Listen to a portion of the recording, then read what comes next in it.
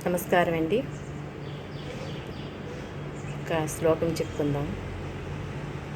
భుక్త్వా శతపథం గచ్చేత్ తాంబూలం తదనంతరం వామపార్శ్వే తు శయనం ఔషధైః కిం ప్రయోజనం. మనం ఇప్పుడు కూడా భోజనం చేసిన తర్వాత ఒక 100 అడుగులైనా నడవాలి. తరువాత ఆకు ఒక్క సున్నంతో తాంబూలం వేసుకోవాలి.